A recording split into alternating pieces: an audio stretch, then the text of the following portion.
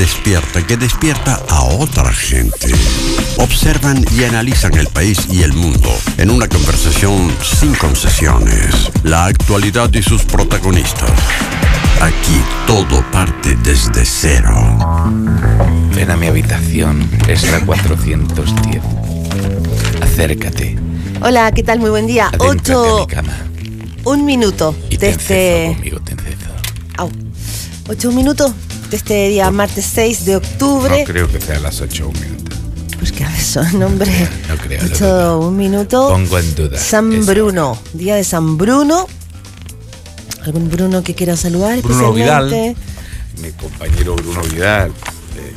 Al joven Bruno Scapacase también me gustaría saludar. Ah, hijo de Aldo, con la Paula ¿Por qué Molina. tú te refieres a Bruno Scapacase? ¿Por qué tienes conocimiento de los hijos? No suele Son conocer amigos. gente en la vida. Son amigos de hace mucho tiempo. Qué bonito, qué hermoso. La mini Bruno. va a la temperatura, Fernández. La mínima 10, la máxima 16, nublete, pero anoche yo creo que hizo bastante menos de 10 grados. Frío, Me van a pasaste disculpar. frío. No pasé frío porque felizmente tengo los recursos necesarios para contrariarlo. Pero Tienes como prender el brasero. tenía carbón, todo, pero Es como prender el brasero. pero de que hacía. No sé, no tuve frío. Va a estar nublado todo el día, la máxima va a ser de... ¿Iba a llover o no? No sé. No, nuestra. En estas cosas yo extraño a Rafael, porque Rafael él sabe el estudia tiempo. los campos sinópticos. Pues. Sí, entonces... Pero desde que él está en España, vamos a conversar con él dentro de poco rato, no tenemos una buena interpretación de la temperatura. de los mapas, digamos. Y así andamos, totalmente perdidos. El oficialismo advirtió el costo para la presidenta Michelle Bachelet del posible fracaso en el nombramiento del nuevo Contralor. Los presidentes de los partidos plantearon a los ministros del comité político los riesgos de un rechazo al abogado Enrique Rajevich. En la votación que está programada para hoy, el gobierno contaría con solo 17 votos de los 22 requeridos para su aprobación. Yo creo que lo complicado acá es que entonces el gobierno se va a quedar sin ministro de Interior. En caso de que se rechace esta postulación, este nombramiento nuevo Contralor, ya nos notificó el ministro Jorge Burgo el fin de semana que si rechazaban esto, muy probablemente era un triunfo, una derrota para él, y se señala en la moneda que por lo tanto estaría dispuesto a renunciar. ¿Y si gana? Y si gana, no, pues si gana... Sería un triunfo para él y quedaría más chorifly. Sí. El ministro de Hacienda, Rodrigo Valdés, recortó ayer la proyección de crecimiento de 2,5 a 2,25% para este año, pero el bajo IMASEC de agosto abrió las dudas en el mercado. La caída de 9,3% de la producción minera en el octavo mes provocó que la actividad económica solo se expandiera un 1,1% por debajo de lo esperado por los analistas. Además, el ministro de Hacienda bajó también las expectativas de crecimiento para el año 2016. Los rectores mantienen sus dudas sobre los recursos que recibirán si se adscriben a la gratuidad para 2016. Las universidades tradicionales se reunieron con el representante del Ministerio de Educación, Francisco Martínez. La cartera se comprometió a entregar la próxima semana una simulación de aranceles a pagar y así sería posible ver qué planteles se verán afectados por la aplicación de la política. De repente me sonó raro eso de los rectores. Los rectores. Pero no tiene nada que ver con el recto, los rectores. No viene de ahí la expresión, ¿verdad? No, de rectitud. No es que sea personas que tienen un particular control del recto. Son rectores porque rigen. Dentro de la nueva mayoría hay división sobre una eventual inhabilitación de los senadores vinculados a investigaciones en la elección del futuro fiscal nacional. Por su parte, la actual autoridad del Ministerio Público, Sabás Chaguán, aclaró que no hay razones para inhabilitarse, ya que se presume la inocencia. La presidenta Michelle Bachelet tiene 10 días a partir de ayer para elegir un nombre de la quina presentada por la Corte Suprema. Vamos a hablar de ese tema, de la inhabilidad. Fue el senador Alejandro Navarro quien el domingo planteó la necesidad de que aquellos senadores que están siendo o investigados o que son cuestionados por la Fiscalía Nacional se inhabiliten. La presidenta del Partido Socialista estuvo de acuerdo con esto y el Partido Radical también estuvo de acuerdo con esto. Hablemoslo en un ratito. La gente de la UDI no le ha gustado. No le ha gustado. Y el Tratado Transpacífico cerró sus negociaciones y Chile logró mantener la protección de fármacos biológicos por 5 años. Este acuerdo comercial fue calificado como un hito ya que abarca el 40% del PIB mundial. 12 países del Pacífico, entre ellos Chile, alcanzaron un acuerdo sobre la rebaja de aranceles, estándares en materia laboral y medioambiental. El periodista Andrés Sari asumió como nuevo alcalde de Ñuñoa tras la votación del Consejo Municipal luego de la salida por motivos de salud de Pedro Sabat. El nuevo edil además anunció su candidatura para las elecciones de 2017 y aclaró que si no cuento con RN, puedo ser un candidato independiente. Perfectamente. Están todos con ganas de eso. Sí, pues como ahora el coronel Lavé, Claro. que quiere que le contesten rapidito. La UDI dice que lo va a nombrar candidato. A él o a Ruiz Tagle. Y la Evelyn que anda por los palos. Pero la B dice que si no lo quieren nombrar, cero problema, él renuncia a la UDI. Y va por la propia. Sí, porque a lo que no va a renunciar es a ser candidato a alcalde de Providencia. Vamos con noticias internacionales. La justicia de Estados Unidos investiga la posible existencia de una estructura corrupta en el seno de la ONU, donde altos funcionarios habrían recibido sobornos de empresarios chinos, según publicó el Wall Street Journal. De acuerdo al rotativo neoyorquino, que cita fuentes cercanas a la investigación, los supuestos pagos estarían vinculados al desarrollo del sector inmobiliario en Macao, China. Europa busca crear un contrato de confianza mutua con Turquía, esto por la crisis de refugiados. A cambio de una mayor contención del flujo migratorio por parte de Ankara, la Unión Europea reiteró su propuesta de una ayuda financiera y la liberalización del régimen de visados desde la Unión Europea para los ciudadanos turcos. Por su parte, guardacostas italianos rescatan a unos 1.800 migrantes en el mar Mediterráneo. El japonés Takaaki Kajita y el canadiense Arthur B. MacDonald han ganado el Premio Nobel de Física 2015 por sus investigaciones sobre las oscilaciones de los neutrinos, que demuestran que estas partículas son partículas subatómicas, tienen masa. Esto lo anunció hoy la Real Academia de las Ciencias sueca. ¿Tienen masa los neutrinos? Los neutrinos, ese sí que es una notición, ¿eh? Tienen masa los neutrinos y quieren que uno adelgace. Sí. Son 8:08 de la mañana y dicen que No es bueno comer neutrinos. el entonces. Nobel de Literatura se entrega el jueves. Eso es lo que se señalaba en el día de ayer, que son de estos. No Sí. creo. Están Murakami y Philip Roth entre los posibles ganadores del Nobel este año. Philip Roth lleva varios años Ahí figurando. en la lista. Claro. Murakami, no, entró en esta vuelta. El año pasado no recuerdo que haya sido un nombre que sonó. Tampoco lo recuerdo el año pasado. Sí, yo creo que puede haber saltado por ahí la liebre. Pero últimamente como que se nos llaman puras sorpresas en los Nobel Sí. de literatura. Salen de abajo de la manga. Últimamente. Bueno, hoy día hay una jornada en el Senado que es crucial, como decías tú, Claudia, no solo para el Contralor, que va a ser rechazado o aprobado, sino que también para el ministro del Interior, Jorge Burgos, que en una entrevista el fin de semana dijo: si el Senado no aprueba la nominación de este Contralor, va a ser para mí un fracaso, sin lugar a dudas. Lo dijo así derechamente nomás. Fíjate que Sí, ayer. me sorprende a mí que ¿por qué se puso esa espada de Damocles en la cabeza? Hay dos explicaciones, A ver. dicen. La primera, yo creo que coincido que tiene que ver con la que hizo el rector de la Universidad Diego Portales, Carlos Peña, en una radio amiga, y es que siente que aquí hay como una cosa entre infantil y media personalista del ministro Burgos que uno podría ver en algunos otros episodios, como de ponerse muy protagonista. La otra es que estaría blindando a la presidenta. Es decir, que si aquí hay una derrota, el gobierno ha tenido muchas críticas porque no ha nombrado un contralor hace varios meses desde que salió Ramiro Mendoza. Es parte, digamos, de un pool de otros funcionarios públicos que tardó en nominar. Y por lo tanto, si este nombre, el nombre que ha propuesto el gobierno al Senado, es rechazado, se necesitan 22 votos, hay solo 17, la que podría pagar el costo sería la presidenta, y en ese caso lo que hace el ministro Burgos sería, en buen chileno, poner el pecho. Esas son las dos, como las dos tesis que dan vuelta. ¿Y por qué no prefirieron hacerlo pasar más piola? Porque es imposible. Porque yo creo que es tan imposible como que la nominación del fiscal nacional, que también va a tener, que es otra discusión que se da respecto del rol que va a cumplir el Senado, si el gobierno, cuánto debiera inhabilitarse también, porque uno de los fiscales postulando es del caso Cabal, no pueden pasar piola. Son cargos importantes por llenar, y ya venía arrastrando una polémica. Mira, bueno, y si gana, se va a haber anotado un par de se ha puesto unas estrellas en la charretera Burgos, porque Claro. así como se pierde, se puede ganar. Y está por verse. Pero uno igual intuye que Ahora es de imaginarse. Burgos debe tener alguna carta bajo la manga para esto. O sea, que no creo que tenga 5 votos perdidos, sino que debe tener en sus cálculos que se puede acercar a los 22 y que deben estar faltando no tantos votos como para que sea crucial. O Sí. sea, para llegar a obtener la aprobación de la nominación de Rajevich. Sí, es más que la derecha, es al interior de al contrario, yo creo que Burgos Sí. cuenta más con los votos de la derecha que los votos de la nueva mayoría. No, por la nueva mayoría la tiene lista. No. Sí. No, es que tiene No. problemas con Durresti. Tiene problemas con Sí. Durresti, tiene problemas con Navarro. Pero el resto está.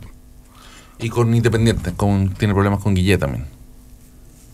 No está- Pero también las no está críticas, asegurado ponle tú, su- del presidente del PPD, de Jaime Quintana, son que aquí las cosas se hicieron mal, que se consultaron poco, e incluso el nombre de Rajevich, ya lo comentamos un par de semanas, venía con, comillas, cuestionamientos. Tenía la pintura rayada. Tenía la pintura rayada. La única que salió muy fuertemente, creo yo, a apoyar a la presidenta y a esta postulación fue la presidenta del Partido Socialista, Isabel Allende, que dice: nosotros como partido de la presidenta Sí. nos sentimos responsables de apoyar este nombramiento. Yo creo que la carta que puede salir en el camino, si es que no está bien resuelto esto, es que se aplace. De alguna manera se aplace la votación. Si es que se ve muy amenazante, pero bueno, está por verse. Sí, una salida administrativa por el momento sin que, Sí. que quede pendiente la votación. Sí, Los porque diarios yo de hoy creo- dicen que la situación sigue siendo compleja, sigue siendo incierta, y la votación es hoy. Por lo tanto, yo creo que la pregunta de por qué el ministro Burgos puso la cabeza en la guillotina es una pregunta que no está la respuesta no está para nada clara. A mí me cuesta entender porque no recuerdo otros ministros del Interior que se pongan tan en la vidriera para que una votación en el Senado los legitime o los descarte. No recuerdo. Claro. No entiendo mucho su movida política. Es que puede ser que sí, claro, estamos pensando en todo lo que puede perder, lo terrible que sería para él, pero si gana, si Sí. logra nombrar al Contralor, Sale muy va para a quedar muy, muy fortalecido. Sí. O sea, en ese sentido también es mucho lo que está en juego para ambos lados. Sí. En un momento Así en que, es. en que parece que el ministro de Hacienda, pese a que ha estado como acostumbrado a dar malas noticias, está recortando nuevamente las proyecciones de crecimiento, bajo IMASEC de agosto, parece ser un ministro que está como más Valdés, Valdés. en una vibración más empática con la presidenta Bachelet. Le dio una entrevista bien relevante al Financial Times ayer y el diario tituló con la frase: yo no he venido a hacer ninguna contrarreforma. O sea, el ministro Valdés está de alguna manera reforzando una imagen de ser un tipo que vino a aplicar mesura a las cuentas fiscales, pero no a echar a desandar camino avanzado en las reformas que está llevando adelante el Bueno, yo gobierno. creo que los discursos de la presidenta Bachelet de las últimas semanas, tanto del Caupolicanazo como también una entrevista que dio ayer en una radio de provincia, van en la línea de que aquí no se va a renunciar a, por ejemplo, gratuidad y temas de la educación. Como que ha mantenido, yo creo que ella ha ido subrayando que en esa línea no se va a bajar ni va a delegar. Viste, Juan Pablo Letelier sale hoy día diciendo algo que me parece interesante, que la gratuidad debería partir por las universidades estatales y que eso es lo que va a pelear él en el Senado. Hace rato yo pienso lo mismo, fíjate. Pero eso se enoja gente como Fortuño, sí, porque dice que hacen los de las privadas. Claro. Porque lo que pasa es que las privadas contienen a varios, o sea, a números no menores de estudiantes de los sectores, comillas, vulnerables, palabra que le carga a Rafael. O sea, yo he hecho clases en universidades privadas, me he encontrado con jóvenes becados, la Universidad Poletú Alberto Hurtado, de muy, muy, muy escasos recursos. Y ese es un mundo también que quedaría afuera. O sea, si ha habido un gran auge de gente que por primera generación entra a la universidad, no tiene que ver solo porque hay universidades públicas, también es porque ha habido universidades privadas. Claro. Algunas de muy mala calidad, cierto, y otras de buena calidad, también es cierto. Es que la fórmula que dices tú, Pato, podría haber sido buena. Fortalecer a las universidades públicas, a las universidades estatales, pero no por la vía de la gratuidad, porque eso introduce una injusticia para los alumnos de universidades privadas que están participando en un sistema donde se supone que en términos de derechos y de beneficios sociales aquello para lo cual estás habilitado a recibir tiene que ser más o menos parejo. O sea, los mismos derechos para todos. Porque si no son becas que tengan que ver con el mérito ni con la situación específica socioeconómica, el beneficio tiene que ser parejo. Tal vez habría sido mejor inyectarle simplemente más recursos a las universidades estatales. Pero eso tendría que haber pasado sin promesa de gratuidad, porque es distinto. Entonces tal vez ahí el problema habría estado en la promesa de gratuidad misma. Yo creo que ahí está el problema.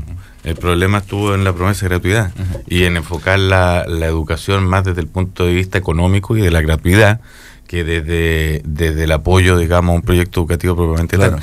Pero la promesa de gratuidad también fue como tal vez la única respuesta posible a lo que se supone que era el clamor de los movimientos sociales y todas las marchas que se hicieron más visibles el año 2011. Ahí habría necesitado el gobierno o una cierta fuerza para orientar el cuento. O sea, la demanda era educación gratuita de calidad. Pública, gratuita y de calidad. Pública, gratuita y de calidad. Y se quedó ahí como reluciendo principalmente la palabra gratuita. Y yo creo que le faltó fuerza a la palabra pública y a la palabra calidad. Entonces ahí se quedó. ¿Qué pasaría, ponte tú, si los aportes basales se le dieran a la Universidad de Chile y para el resto de la gente se pensara un sistema de becas?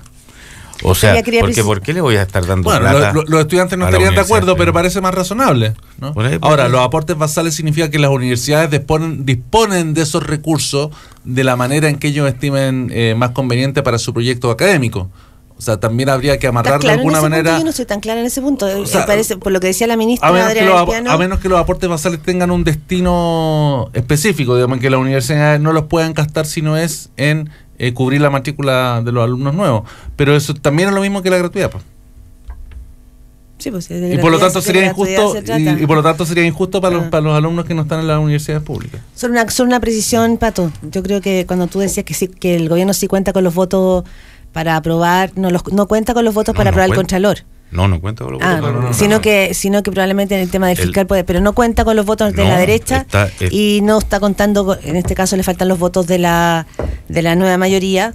La derrota total serían 17 votos, el éxito total serían 25. Ya sale el Contralor con 22 y esa es la pelea en la que se está ahora y está por verse cómo resulta. Yo supongo van a ver cómo va la mano hoy día. Y si no, el as debajo de la manga podría ser chutear la pelota para hacer la votación después. ¿Se puede? Siempre aparecen técnicas. Pero si... Hoy día se supone que es la votación. Pero sí, bueno, cuando el Senado tiene una fecha, ¿puede decir no tenemos el quórum, dejémoslo para la próxima semana? Así no creo. ¿Y cómo? No sé, pues habrán otras maneras que aparece algún problema que hace imposible la votación hoy día. No llega un senador, por ejemplo. Se enferma. Pero cuando un senador se enferma, se vota igual. Eso es lo que se llama, ¿cómo se llama? El pareo, ¿no? El pareo, sí. Sale otro del otro lado. Sí. Bueno, no, lo que dice Pato es que vamos a ver si se despliegan o no maniobras administrativas. El reglamento del Senado es bien intrincado, entonces da para mucha maniobra de último momento. Pero hoy día se supone que es la votación en todo caso y habrá que ver cómo están alineadas las cosas. Y el otro punto... hoy se nos perdieron las llaves de la sala. ¿No? El otro punto que está en cuestión tiene que ver con que la Corte Suprema ya despachó esta quina de quién va a suceder a Saba Chaguán en la Fiscalía. Este fue tema del Comité Político ayer en La Moneda. La presidenta tiene 2 semanas para decidir entre esta quina que propone la Corte Suprema a un candidato para fiscal nacional, ¿no es cierto?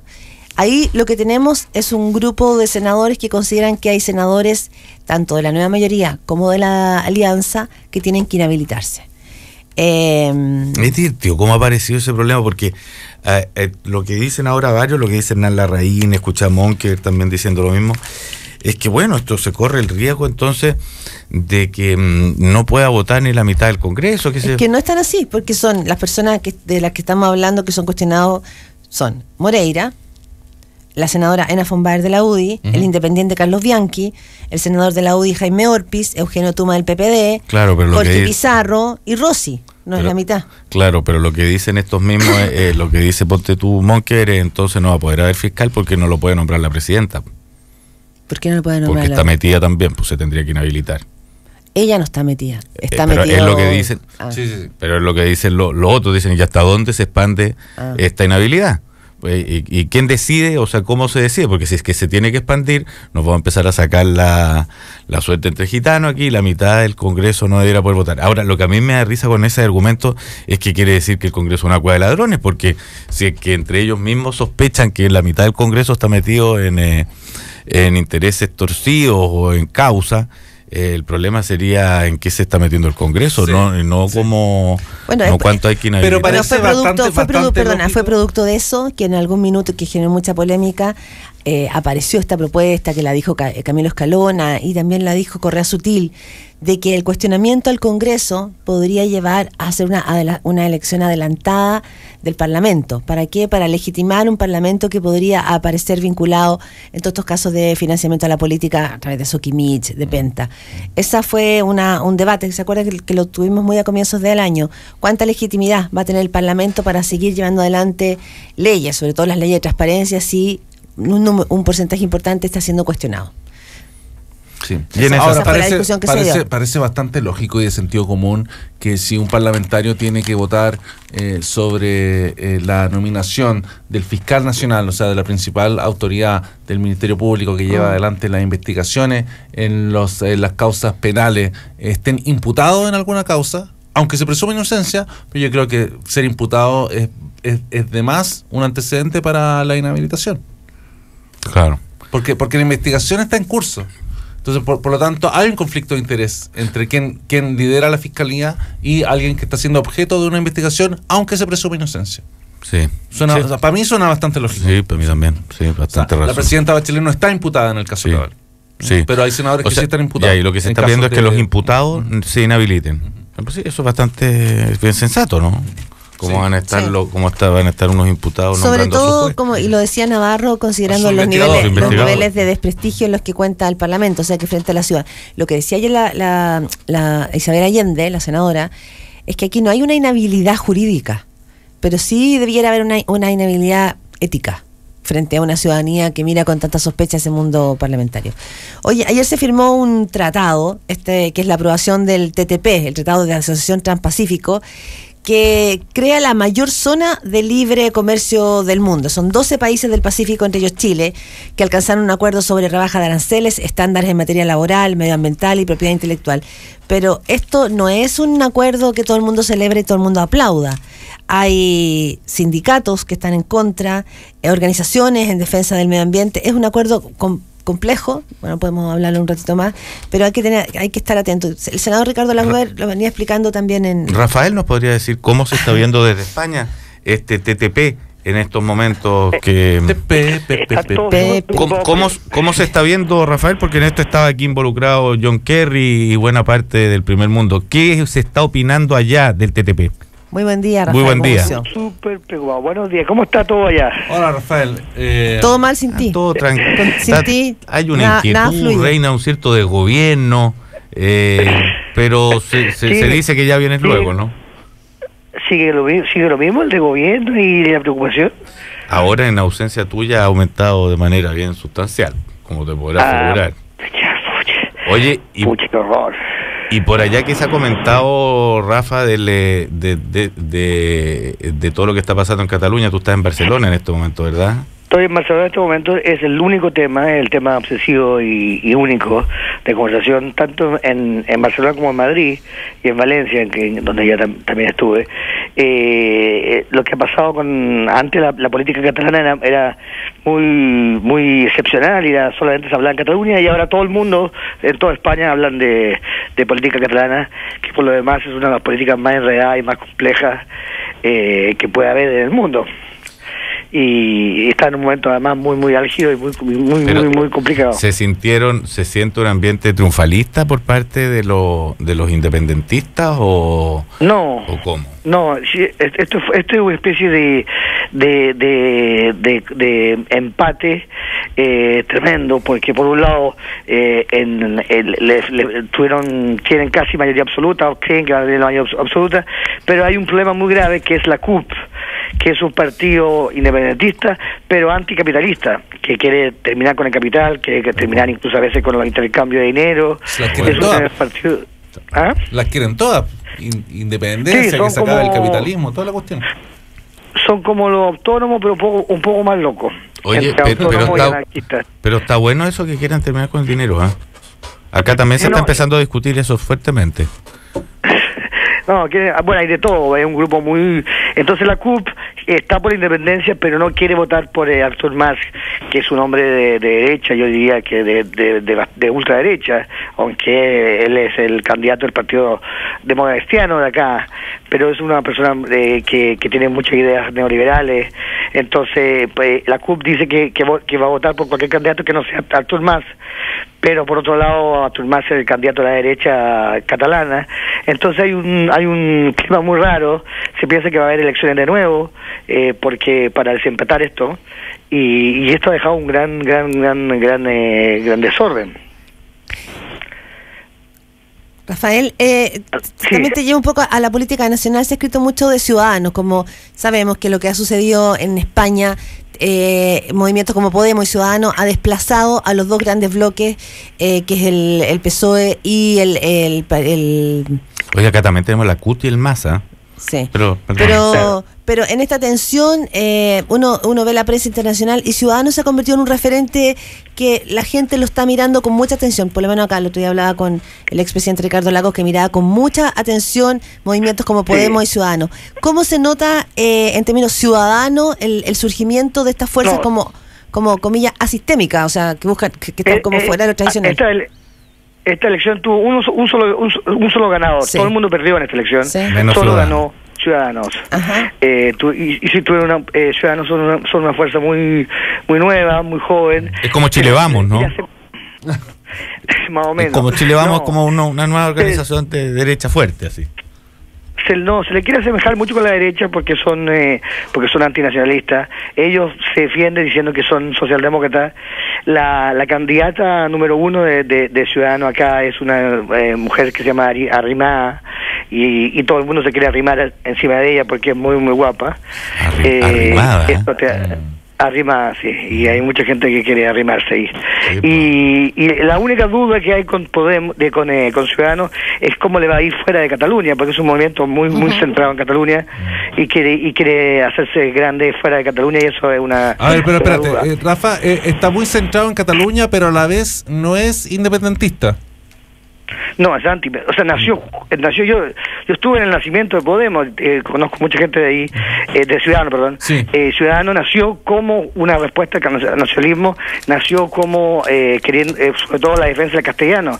Ellos llegaron al Parlamento, en el Parlamento de Cataluña se supone que se puede hablar las dos lenguas, pero nunca se hablaba castellano. Ellos empezaron a hablar castellano, fue un momento que nació fuertemente con el tema de la independencia. Pero ahora quieren ampliarse y quieren ampliarse toda España.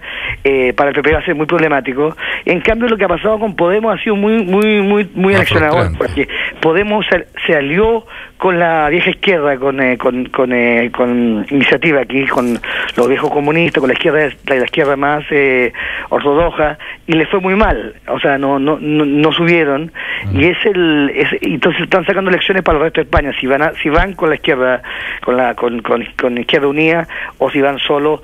Y la verdad es que Podemos ha sido bastante desilusionante lo que le ha pasado. O sea, están bien problemáticos. Ahora, eso es muy interesante todo lo que está pasando acá, porque no es solamente español. Toda esta fuerza nueva, que yo creo que tienen que ver con el internet y con Twitter, están desafiando totalmente el panorama político.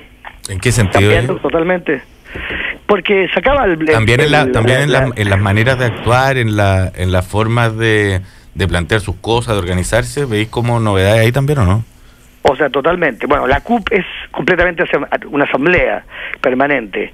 En cambio, el Podemos es un grupo de profesores, es un grupo es como una especie de élite intelectual de izquierda, muy rápida y con un gran manejo mediático. Es decir, Pablo Iglesias es un enorme hombre de medios, digamos, que sabe responder a la respuesta.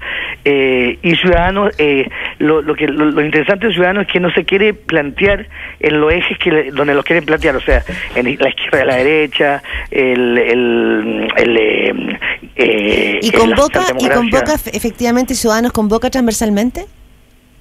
lo que se vio en las elecciones, todo el mundo siempre pensó que Ciudadanos era un movimiento de gente de clase alta, que no había ninguna penetración popular, y que en cambio los independentistas tenían mucha penetración popular.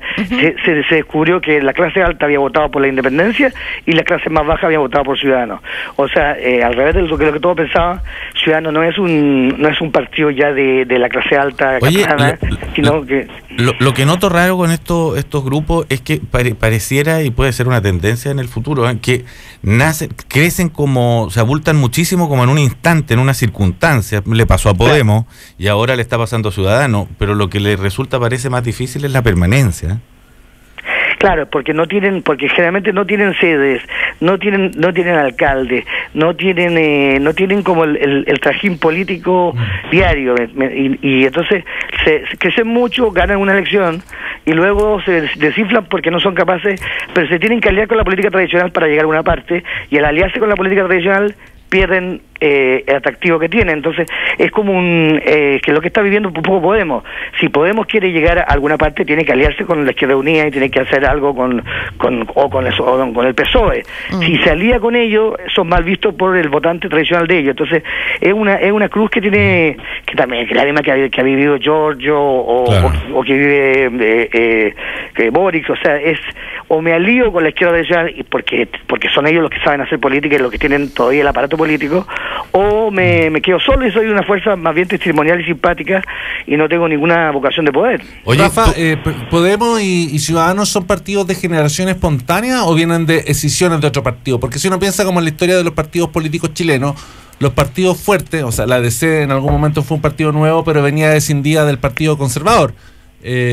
Renovación Nacional, la UDI, venían de elementos del Partido Nacional, entonces ahí tenían como estructura para entrar a competir en el campo político, pero cuando un partido surge por generación espontánea no tiene tampoco esas raíces ni ese como especie de redes para poder sobrevivir en la política.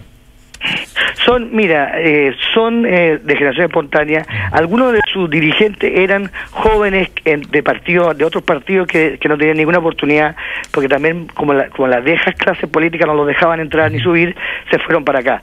Pero nunca fueron orgánicos. No es que no son una decisión, sino que de repente hay algunos militantes que sí militaron en el PP o en el PSOE o en la Izquierda Unida, algunos de los dirigentes, pero no es una decisión, no, es completamente nuevo. Oye, y está pasando lo mismo en Portugal, en todas partes. Sí. Es bien interesante. Tú decías que ya no se habla de otra cosa que esto de la independencia de Cataluña. ¿Se acabó entonces el tema de la crisis española? Ya especialmente en Madrid, ¿no lo notaste? ¿Ya no se habla? ¿Ya no lloran pobreza todo el rato? ¿Se siente mejor la cosa?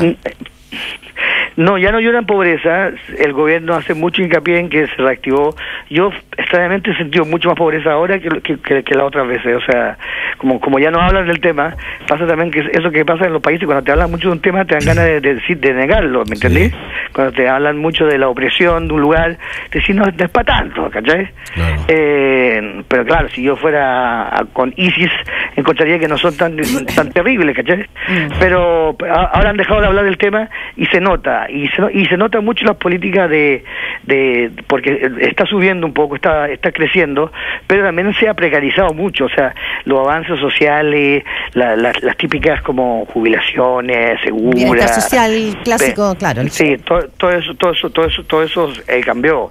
Y seguramente que lo que va a pasar es que va a crecer España, pero la vida de las personas no va a mejorar, sobre todo la clase media. O sea, hay una guerra contra la clase media bastante evidente. Sí, pero bueno, esa guerra de las capas medias, y lo dicen varios columnistas, incluso españoles, es lo que está cruzando al mundo hoy. Pero independientemente de eso, todo el estado de bienestar de España no está cayendo ahora. Fue en su gran crisis económica y con los enormes niveles de cesantías que ese bienestar, comillas, quedó súper escuálido. Esa es la discusión que hay, porque la política de Rajoy y la de Artur Mas también, aunque son enemigos jurados, tienen la misma idea, es acabemos con el estado de bienestar y vamos a crecer más.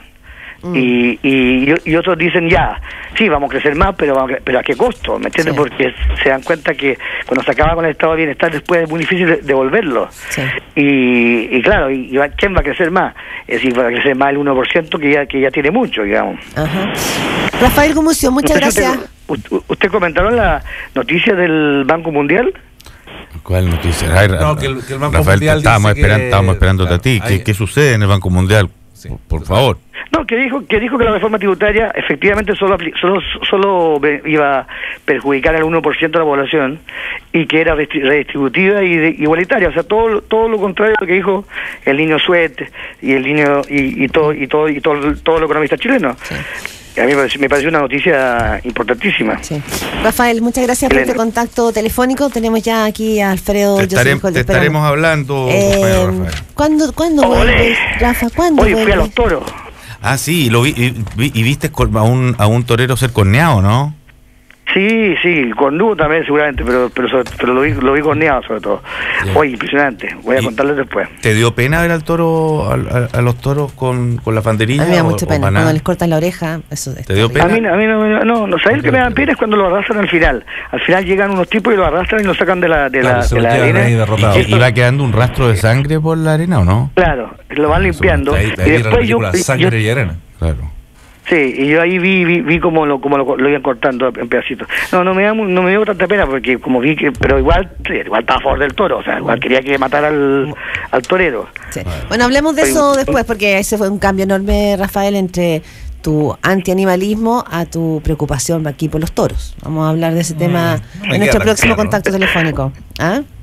Oye, Gracias, ya, Rafael, que súper te buena onda, cambié. Ya. estés Chao. muy bien. Gracias. Chao. 8:37 de la mañana hablamos con Rafael Gumucio, nuestro enviado Corresponsal especial, en corresponsal Cataluña. en Titular de Cataluña. este espacio, por Además de supuesto. escritor. Les cuento que cuando cambias el foco desde la enseñanza al aprendizaje, creces.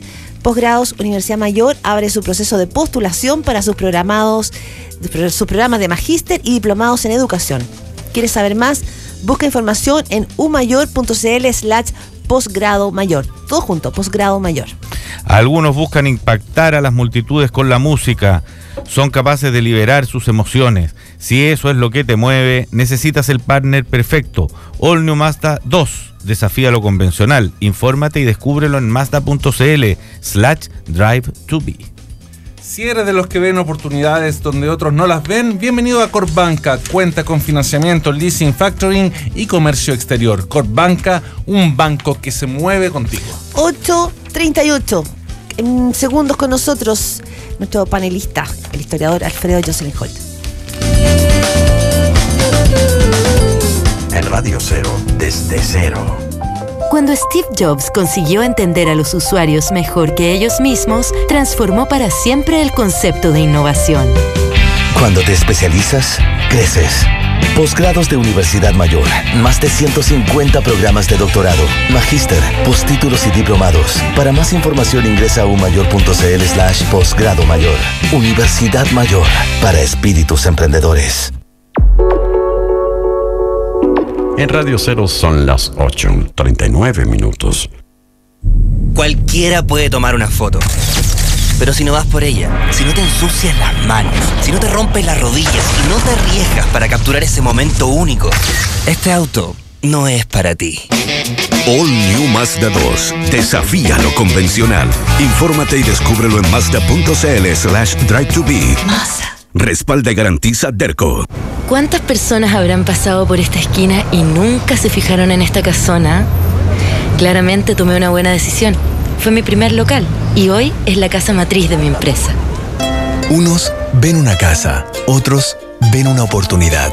En Corpbanca te apoyamos para que renueves, mejores o amplíes la capacidad productiva de tu empresa. Leasing, factoring, financiamiento con garantías estatales, cash management.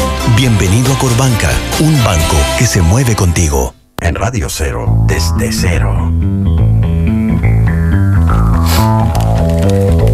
Ya son las 8:39 minutos de la mañana y estamos con Alfredo Jocelyn Holt, que llegó con libro nuevo, La Escuela Tomada. Sí. Este está como recién salió, ¿no? Sí. El libro. Totalmente. Lo que va a pasar. Hablemos un poco del libro, pero antes comentemos las reacciones que tuvo una expresión que usó Alfredo El indio la sin semana pluma. pasada cuando hablábamos de Chile, Bolivia, La Haya y Evo Morales.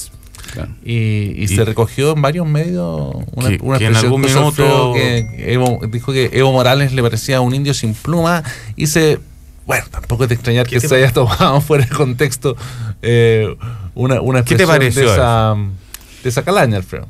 que lo toman los medios, lo descontextúan las redes sociales y genera, ¿cómo se llama? Y como normalmente en estos casos se produce, lo que les interesa es un efecto, el efecto se transforma en un escándalo. Entonces es una cosa bien extraña, y ¿cómo se llama? Y sobremedido. El desmesurado totalmente. Lo que yo quise decir, y yo creo que era bastante evidente, de que la plataforma indigenista de, ¿cómo se llama?, de Evo Morales era de mentira. Claro. Que en realidad lo que estaba ¿La pluma qué significaría? La autenticidad indigenista. Exactamente, la autenticidad indigenista. Es decir, es un indio moderno. Él se autocalifica de indio, por lo tanto, ¿cómo se llama? No me parece que, ¿cómo se llama?, que referirse a él como indio no es un insulto. Yo creo que fue el sin pluma. El sin pluma dice relación, las plumas tienen que ver con el hecho de, ¿cómo se llama?, de que son signos de estatus. Claro. ¿Cómo se llama? Son como charreteras en el fondo. Son plumaje, claro. ¿Cómo se llama? De charreteras, exactamente. Son altamente simbólicas. Y él, entonces, me parece, ¿cómo se llama?, de que está fuera de contexto. Hay un profesor en la Escuela de Derecho que se sintió ofendido. Un profesor que tiene... ¿Por lo de las plumas? Sí, porque él, claro, no, por lo del indio. Y entonces, como él se autocalifica de indio, ¿sí? Los nombres de, ¿cómo se llama?, los apellidos de él y su nombre de pila, dan a entender, por lo menos en el siglo XVII, XVIII, sería mestizo, no sería indio, que supone un cierto, ¿cómo se llama?, pureza. Y entonces se siente ofendido. Y no se entiende porque la gente puede estar ofendida de un comentario de índole político, y no de carácter xenófobo o étnico, racista y demás. Son de esa índole. Pero yo creo que tiene mucho que ver en el contexto local de la Escuela de Derecho. Dice relación con, ¿cómo se llama?, de que no quiere hacerse cargo del libro que acaba de salir sobre la escuela. ¿Cómo saltamos? A ver, la Escuela Tomada se llama el nuevo libro de Alfredo Jocelyn Holt. Este libro a ti empezó a gestarse cuando fue una toma el año 2009. ¿Qué es lo que te pasó ahí? ¿Qué viste? ¿Y qué es lo que se fue desarrollando desde entonces hacia acá? Bueno, yo estoy viendo el fenómeno universitario desde mucho antes, pero ciertamente desde el 2006 también, aunque no se inició en las universidades, sino se inició en la secundaria. Desde ese entonces en adelante, pero el 2009 es una toma muy emblemática, es una toma muy mediática, es una toma que impactó muchísimo. ¿Esa fue la toma para sacar al decano? Para sacar al decano, y lo sacan. Entonces, Nahum. Y ese es Roberto Nahum, exactamente, con un pretexto del tema del plagio y demás, que después se comprobó que, ¿cómo se llama?, por lo menos en instancias judiciales decretaron que no era un plagio, y implicó, ¿cómo se llama?, la renuncia forzada de Nahum después de 40 y tantos días de toma, un año de intervención de la Casa Central, y todo esto producido por un tinglado, una máquina que se operó entre los alumnos, por otro lado, profesores minoritarios que no tenían capacidad electoral para votar a Nahum y la Casa Central. ¿Qué era esa máquina? Es un complot. ¿Pero de qué? ¿De qué energía? ¿De qué fuerza? ¿De qué? ¿De alguna ideología? No, para tomar ¿solo grupos de interés? Grupos de interés con disímiles intereses que convergen con un propósito de tomarse la escuela. Tomarse la escuela que es estratégica. Es la escuela que, ¿cómo se llama?, de que forma políticos, eventuales políticos, algunos de los principales abogados de los estudios. En tu tesis, Alfredo Jocelyn Holt, cuando describe este libro Escuela Tomada, no es que aquí comenzó a cristalizarse e incubarse un movimiento estudiantil, sino que partió desde otras razones. No, hay un movimiento estudiantil, es los autónomos. Pero parte con un objetivo. Con este tipo que es el objetivo del poder descarnado, y bastante, ¿cómo se llama?, bastante descarnado, impúdico, en una facultad de Derecho, aplicar medidas de fuerza para hacer valer su propósito, es algo que paradójico, es totalmente hereje en ese contexto. Pero la tesis fundamental del libro es que la mala calidad de nuestras universidades, en todo el espectro, y ciertamente la Universidad de Chile, que es la más emblemática y la primera en las universidades, cumple un rol de modélico, generan en estas situaciones. Y por lo tanto también es un libro que realmente no solamente se queda en el tema local de la universidad y este tipo de intrigas, sino que también es un diagnóstico general. La mitad del libro, el libro tiene 600 páginas, 300 y tantas páginas, es un diagnóstico de la calidad de las universidades actualmente en Chile. Alfredo, ¿tú estuviste involucrado en este conflicto, en esta tensión en torno al decano o tuviste más bien una posición de espectador? No, yo fui, aquí era imposible tener una postura meramente, de espectador. No, yo estuve involucrado. Yo tenía una relación muy cercana con los alumnos y con los líderes de este movimiento, y se cortaron las relaciones. ¿En ese entonces era Boric, entre otros? Sí, Sebastián Erwin, que era mi ayudante, y que era el otro vocero, y sí, Gabriel Boric, que era el ayudante de mi señora, también profesor de la escuela. Tú estabas escribiendo este libro que se hace de todo en el 2009 con la toma. ¿Cuándo empezó el movimiento estudiantil? Exactamente. O sea, tú estás escribiendo esto cuando el 2011 están las marchas, ¿cómo se metieron las marchas en tu historia? Porque yo pensaba solamente hacer una crónica de la toma, pero como me tomó cierto tiempo, y porque fue un libro muy difícil porque realmente es muy desgarrador, y hacer una crítica interna, y con respecto a los alumnos también, y fue muy fuerte. Entonces me tomó llegó el 2011, claro, y se repiten los nombres. Se repiten los nombres de personas como Boric, por cierto, y gente como, ¿cómo se llama? Fernando Atria, en el 2011, que son partícipes de todo esto. Pero aparecen también otros personajes que son menos conocidos, como Francisco Martínez, que era la persona que negociaba de Casa Central con los estudiantes en toma el 2009. Es el mismo que había recibido los rectores para... Ese es Francisco Martínez. No, Francisco Martínez es el director de la División de Educación Superior del Ministerio de Educación. Es la persona que está haciendo la ley.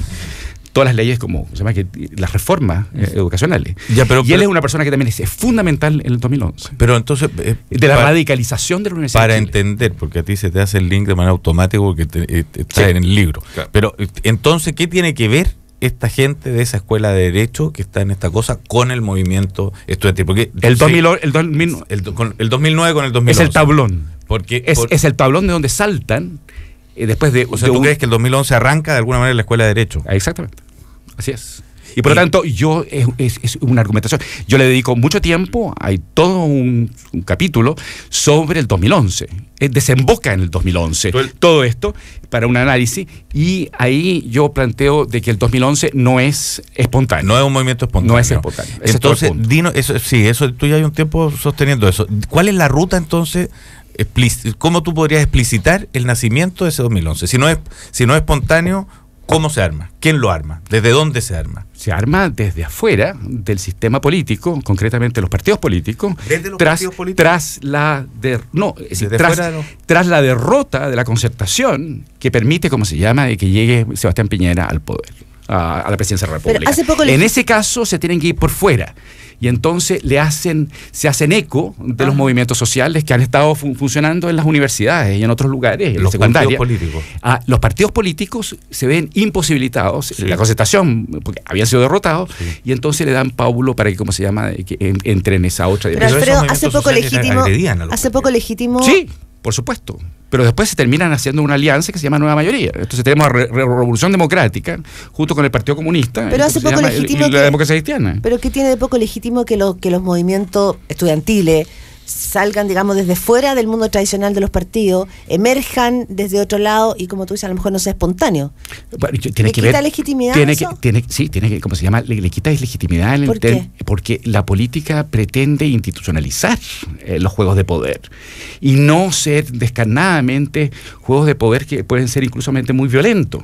Y entonces esa es la diferencia entre la calle, por ejemplo, y las tomas y los paros, que son formas de presión y que te pueden, ¿cómo se llama?, paralizar una institución, y de hecho ha paralizado la Universidad de Chile, como también puede paralizarte un país en un determinado momento. Por cierto, entonces le quita legitimidad, sí. Es justamente la razón por la cual las instituciones tienen más legitimidad. Ahora, por cierto, sabemos que han perdido legitimidad en el último tiempo, pero eso no quiere decir de que esto otro sea la alternativa.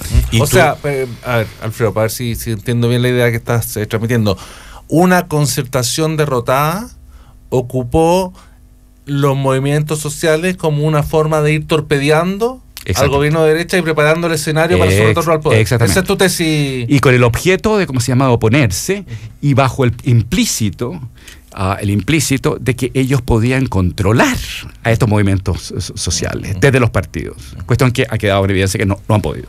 Oye, y en esta historia, en tu parecer, ¿la Universidad de Chile ha sufrido o va camino a su redención y a su mejoría? Pues la Universidad de Chile viene sufriendo desde hace mucho tiempo. Son 16 años de dictadura, ¿no es cierto? Sí. La cual fue la más afectada de todas las universidades, todas las intervenciones. Rectores, delegados. ¿Cómo se llama? Más que Federici, ¿cómo se llama? Son militares, ¿cómo se llama? Vestidos de militar, con uniformes, siendo rectores, y exoneraciones y todo eso. Pero también el cercenar toda una universidad nacional, ¿no es cierto? Y las sedes se transformaron en otras instituciones. Es decir, esto es gravísimo. Eso fue Federico. Eso fue extremadamente grave, y entonces se proyectó. Pero después, posteriormente, con la llegada de la concertación, no hubo mayores cambios. No hubo cambios. Ahí el consensualismo se replicó en la instancia institucional. Y entonces esto va acumulando mucha presión. Yo fui muy crítico de ese consensualismo. Dirigido por el primer ministro de Educación que tuvo durante la concertación, que era Ricardo Lagos, que dejó todo igual. Y por lo tanto proyectó la situación de la dictadura en los primeros años de la transición, y no lo cambió. Esto hace aguas muy recientemente.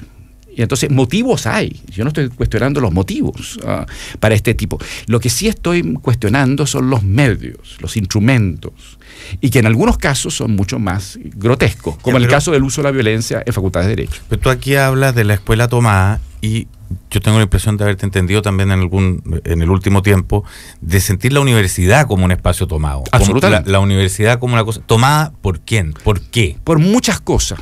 Esto es muy complejo, porque no es solamente, porque la degradación, la descomposición institucional, no solamente tiene que ver con la coyuntura que hemos estado viendo, incluso una coyuntura que se puede extender a la última década del siglo XX, a los 90.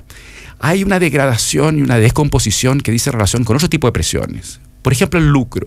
El hecho que las universidades se transformen en ¿cómo se llama?, negocio. Ahora, ¿por qué se transforman en negocio? ¿Porque se crea solamente una instancia de universidades privadas? No necesariamente. También hay lucro, y yo me dedico mucho tiempo a mostrar que hay lucro también en las universidades públicas, no solamente en las universidades privadas. Dice relación con la privatización, incluso de las instancias universitarias públicas. Esto es un argumento que lo dicen todos los rectores de universidades públicas.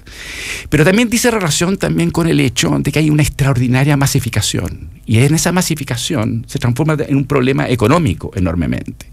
El universo universitario ha incrementado en forma pero sideral. Estamos hablando de universidades que en un momento eran en los años... ¿Parece bueno eso, que se haya aumentado tanto el universo universitario? No, porque es decir, evidentemente que aquí hay una distorsión total, porque nosotros tenemos alrededor, la educación superior en este momento en Chile bordea los un millón de personas. Nosotros no tenemos la capacidad institucional para dar universidades de calidad y educación de calidad, educación profesional de calidad a ese millón. Pero por lo tanto, hay algo ahí que no está funcionando. Pero por otra parte, Alfredo, el argumento, yo creo que no es menor, es cuánto ha democratizado el acceso a la universidad de sectores que nunca habrían llegado y que son primera generación que logran hacer un cambio en su destino. Hay una distorsión en eso. Es un argumento que da mucho Ricardo Lagos. Hay una distorsión en eso por varias razones. Porque evidentemente también las personas no están yendo a otras áreas que podrían haber sido, como por ejemplo la educación técnica profesional, que en otros países es fundamental, que serviría para descomprimir la situación que está ocurriendo en las universidades. Y en segundo lugar, lo que sí he visto en los últimos 10, 15 años, y es notorio, que a producto de esta entrada, independientemente de dónde provengan y si esto corrige o no corrige desigualdades, que yo no sé si la universidad debe corregir desigualdades, pero ¿me entiendes? Porque las universidades son siempre altamente selectivas. Entonces, disminuir el carácter selectivo termina por producir que llega mucha gente sin capital cultural. Y eso es gravísimo. Y no solamente porque provienen de ciertos sectores sociales bajos, si están viniendo además de colegios, otros colegios, como se llama, altos, que son muy malos. Y entonces eso ha bajado. Si las universidades tenemos alumnos más malos, bueno, en realidad yo no sé. Evidentemente tenemos universidades peores. Y si además estamos metiendo plata para financiar, al punto de la gratuidad, lo que es un costo gigantesco, para enseñar a alumnos de muy mala calidad, porros, en realidad se genera estos otros escenarios en que en realidad la gente no viene a estudiar, pero hay gente a revolverla. Podría pensar en otro término. Pero hay gente que es decir, por ejemplo, yo voy a algunos campus de la universidad y es un mercado, es un zoco. Oye, venden ropa ahora. Antes vendían, ¿cómo se llama? Videos pirateados. Hamburguesa vegetariana. Sí, ropa usada. Yo una vez fui a dar una conferencia al ARSI y había una feria de libros pirata al interior de la universidad. Me pareció que era una cosa bastante extraña. Pero Alfredo, hay gente que dice que incluso que cualquier educación incluso mejor que ninguna educación. Claro. O sea, que no importaría tanto qué calidad tiene la educación superior en Chile o si todas las instituciones de educación superior son buenas o no. Cualquier persona que curse estudios en alguna universidad, por mala que sea, igual su vida va a ser impactada positivamente en comparación con una persona que no cursó nada. Eso es como decir, ¿cómo se llama? Que la gente debe ir a misa porque de alguna manera les llega una especie de roce teologal. ¿Me entiendes? Es absolutamente absurdo ese argumento. La idea no es nueva. Hay un modelo tipo italiano, después de la Segunda Guerra Mundial, en la cual se permitió que cualquier persona que estuviera desde la secundaria entrara a las universidades. Eso no hizo a las universidades italianas mejores. Son famosas de más o menos malas las universidades italianas. En el caso argentino, también es lo mismo. La UBA y demás son universidades masivas. También ¿cómo se llama? En México, la UNAM. El caso, ¿cómo se llama? San Marcos en Lima. Pero culturalmente miremos esas sociedades que tú dices, que tienen universidades masivas. La argentina, la mexicana. Pero no por sus universidades. ¿Tienen un capital cultural esa sociedad mayor que el nuestro? Sí, por supuesto. Y yo creo que la democratización y el acceso a la universidad permite también eso, aunque los alumnos no vengan con capital cultural, como dices tú, porque ese capital cultural hay que ir a alimentarlo y darle rodaje. Sí, hay que mirarlo también desde otro punto de vista, Claudia, en el sentido de cómo se llama, que se hace muy difícil trabajar en estos lugares. ¿Me entiendes? Es extraordinariamente difícil. Yo te digo, yo te invito, ¿cómo se llama?, que vayas a la Facultad de Derecho en el último tiempo. Ayer había una exposición que se tomó el patio y el auditorio de la facultad con fotografías, fotográficas de niños de síndrome de Down. A mí me parece que es estupendo, ¿cómo se llama? Pero es decir, me parece que, ¿cómo se llama?, que es otra forma de toma en la cual se pusieron. Hay batucadas permanentemente que dificultan, ¿cómo se llama? Porque es un edificio tremendo, una mole de concreto, ¿cómo se llama? Que con mucha resonancia. Con mucha resonancia. Hace extraordinariamente difícil. O sea, como que tú y después, súmale esos paros, ¿cómo se llama? Y demás. Realmente se hace extraordinariamente difícil. O sea, como que hay una dictadura del mundo estudiantil. Hay un progresismo radicalizado y que yo creo que obedece a esas características en la cual hay un abono natural de la mala calidad, en la cual el desprecio es total hacia el conocimiento, a la paz y la tranquilidad y el debate y el diálogo. Y aquí los rectores no tienen ni pito que tocar. ¿Tú sientes que son autoridad los rectores de esta universidad? Pues están coludidos. Tú dices que son... Pero si Jaracic, esto termina no solamente con el 2011, sino que también termina con la reciente elección del decano, en la cual el decano actual, Davor Jaracic, fue una de las personas que motivó y creó la toma del 2009. Por lo tanto, la elección del decanato actual es la toma del 2009 con otro nombre. Oye, tú pasas por acá. En ese escenario los estudiantes pasan a ser una herramienta que distintas autoridades académicas manipulan con fines de poder nomás. Porque es la manera en la cual ellos entran en colusión con los alumnos para que no les corte la cabeza a ellos. Oye, tú pasas, a las autoridades o a los profesores. Pasas acá en el libro por un tema que yo creo que está detrás de las preguntas que te hace Sergio, la Claudia, y detrás de la discusión, una pregunta obviada en medio de esta discusión que la debiera tener al centro, que es ¿qué diablo es la universidad? Exacto. Porque la Claudia te acaba de hacer una pregunta en la que implica a la universidad como si fuera un ente democratizador. Exacto. Como si fuera una manera de igualar en la sociedad. Y no lo es. ¿Qué es la universidad? No, la universidad es una institución corporación de institución que ha durado 8 siglos y es para cultivar el saber en un ámbito un poco que viene del mundo monacal y por lo tanto tiene un carácter más bien contemplativo y que mira de una cierta distancia. Eso se ve afectado y ciertamente en la década de los 60 y 70, en donde hay un mayor trabajo en investigación y también en profesionalización y una cierta masificación después de la Segunda Guerra Mundial para responder a fenómenos como el baby boom, en la cual creció mucho la población y por lo tanto ha habido mucha demanda. Sí. Y por lo tanto se generó eso. Eso sería también el origen de las revueltas de los 60. Yo lo trato también aquí, porque es un antecedente, tanto en el caso chileno como en el caso francés, en el caso norteamericano, también lo trato acá. Está todo tratado. Soy historiador, entonces hay una historia para atrás de todo esto. Y entonces eso desemboca y genera situaciones bastante críticas. Ahí, por ejemplo, hay un hito muy importante que es el 67 en Chile, antes incluso del 68 francés, que es la toma de la Casa Central de la Católica. La Católica, que genera un movimiento estudiantil, que es el MAPU, y que tiene una respuesta que es el gremialismo.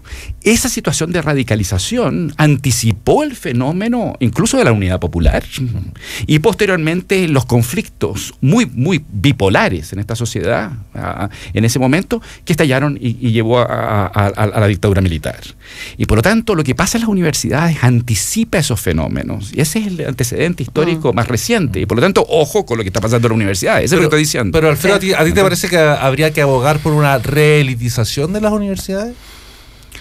Yo creo que lo que hay que hacer es que hay que poner nuevamente en los niveles de excelencia, en los niveles de selección, no pueden ser afectados tan rotundamente. Por ejemplo, los rankings, o porque la persona entra porque tenía una abuelita tuerta, y entonces existe la categoría de la abuelita tuerta. No es que los estudiantes entran a una PSU y tienen que saltar algunas vallas. Hasta muy poco tiempo atrás, para ser profesor, para entrar a estudiar pedagogía, no se necesitaba PSU. Está hablando de pedagogía, bueno, pero no solamente eso. No, pero cada vez te traes a estudiar derecho, por ejemplo, tú necesitabas dar una PSU. Te aseguro que hay facultades que pueden no. Pero uno supone que a derecho en la Universidad de Chile entran buenos alumnos. Entran buenos alumnos, pero eso pero siempre es relativo. No significa que los alumnos que están entrando hoy día sean tan buenos como los que yo recibía y los que nosotros recibíamos hace 15, 20 años atrás. ¿Me entiendes? Aun cuando puedan tener 700 y tantos, 800 puntos. Para llegar con esto justamente a un problema muy actual. Tú, en este concepto de universidad, etcétera, ¿tú le procurarías destinarle la plata, por ejemplo, en vez de democratizar, a que toda la universidad sea gratuita, tú se la darías la plata del Estado a la Universidad de Chile? ¿Tú fortalecerías una universidad? Yo de los años 80 vengo diciendo que las únicas universidades que deberían tener financiamiento estatal, incluso gratuidad, a todos sus alumnos, sería la Universidad de Chile y quizás la Universidad Católica. Entregar plata a universidades malas y a estudiantes malos me parece que es un muy mal negocio para el Estado eventualmente. Y señalo que es lamentable que sean solamente 2 universidades, porque si estuviéramos en los años 60 y 70, en este país habría que haber considerado 5 universidades, a la Universidad de Concepción, por ejemplo. Y hoy día yo creo que las únicas 2 universidades estratégicas, eso quiere decir de que el país no puede prescindir de esos profesionales. Eso pasó con la Católica en los años 60. Es decir, el país no le bastaba con tener los médicos en la Universidad de Chile y los ingenieros en la Universidad de Chile. Y por lo tanto tenía que formarlo en otra parte. Y por eso que la Universidad Católica se transformó en una universidad pública, de primer nivel. Y entonces esa es la razón. Hoy día, de 5 universidades en los años 60 y 70, hemos bajado a 2. El resto de las universidades, yo incluso siendo profesor de la Universidad Diego Portales. O sea, ¿las privadas para ti son todas malas? En el sentido de que no logran constituir... Todas las universidades, incluso la Católica, soy muy crítico también de la Católica de la Chile, todas las universidades son bastante mediocres. Y eso en términos internacionales. Eso lo ha dicho Sebastián Edwards, lo han dicho muchas otras personas, no soy la única persona que lo ha dicho eso. Son mediocres. Las universidades privadas en general son muy malas. Muy malas. Hay universidades que yo encuentro que hay que poner el ojo y que me parece que son que en potencia pueden ser muy buenas y pueden competir como es el caso de la Universidad de los Andes. La Universidad de los Andes, independientemente de sus vínculos, como se llama, con el Opus Dei, va a producir está seleccionando alumnos de muy alto nivel, tiene una infraestructura extraordinaria y tiene profesionales que van a ser de óptimo nivel, sin lugar a duda. Falta tiempo. Es una biblioteca extraordinaria. ¿Cómo es la clínica que acaba de levantar? Una clínica. Yo la vi el otro día, impresionante. Es impresionante, sí, yo estuve recientemente ahí. Y es muy impresionante. Su gran competencia es fundamentalmente la católica. No llega a ser la Universidad de Chile. Y ahí entonces se generan es muy interesante. Ellos tienen un sentido de largo plazo y las universidades requieren ese largo plazo. Me parece que ahí ese es un punto. Yo vi en los años 90, fines de los años 80, en los años 90, la Universidad Diego Portales, en la Facultad de Derecho, competía con la Universidad de Chile y la Universidad Católica. Y después se pegó un pique hacia abajo. ¿Por qué?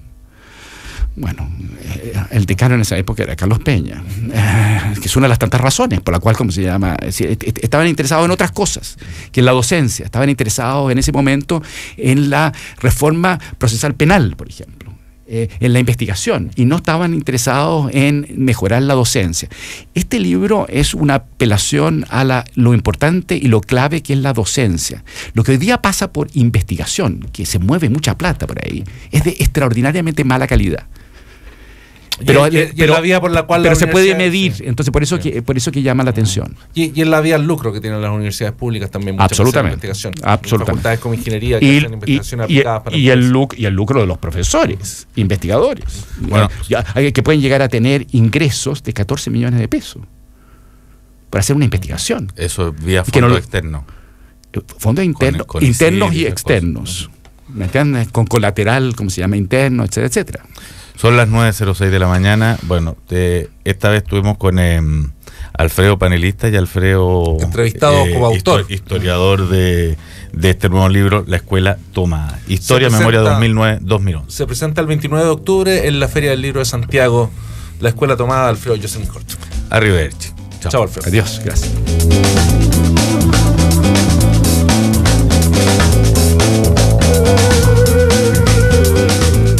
Desde Cero fue presentado por Corbanca, un banco que se mueve contigo. All New Mazda 2, desafía lo convencional. Postgrados Universidad Mayor. Cuando te especializas, creces. En Cero son las 9:08 minutos. Si se te queda pegado un streaming romántico, deberías subirte al 4G de Movistar. ¡Ay, ella! Por el Tinder con más match.